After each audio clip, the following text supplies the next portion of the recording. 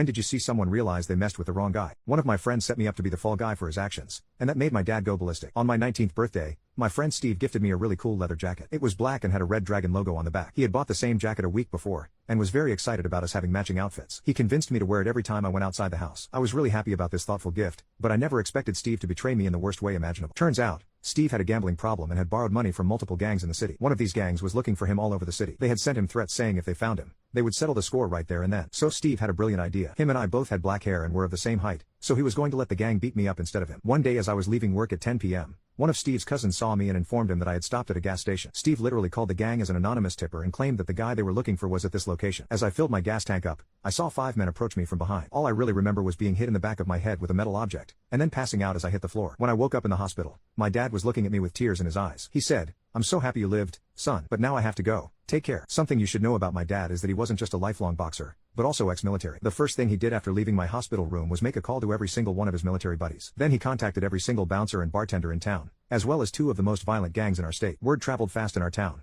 and once everyone knew that someone with my dad's reputation was looking for these guys, they were more than happy to snitch. These guys were having fun at a bar while bragging about how they beat up a defenseless man with bike chains and crowbars. My dad's fury had long crossed the limit, and these guys were about to learn a very important lesson. He called 4 of the most hardened guys he knew, and these were the type of men who yearned for the day they could let loose. All 5 guys who attacked me were ambushed on the same exact night. They lived pretty close to each other, and my dad knew as soon as they hit one, the others would know. So he simply hit all of them at once. My dad and his buddies broke down their doors with brass knuckles and made sure to leave them alive but begging. This happened in an area where people would rather put on some headphones than try to call the police. All 5 guys ended up with shattered teeth, broken bones and needing to be fed through a tube. But that was just the beginning, since my dad knew the real problem was my friend Steve. Steve had gone into hiding once he found out about the warpath my dad was on, but he couldn't let go of his addiction, so he regularly contacted his dealer for handouts. He got lucky since he was also 19, and my dad couldn't hurt a young boy with his own hands. Instead, my dad waited for a day when he would bring in the dealer, and sent in the authorities. Steve was caught with more needles than they could count, as well as a few unlicensed firearms. The prison he was sent to coincidentally ended up being the same one where the people he borrowed money from had major connections in. Let's just say he didn't survive long. My dad didn't tell me the truth until I fully recovered and asked him where my jacket was.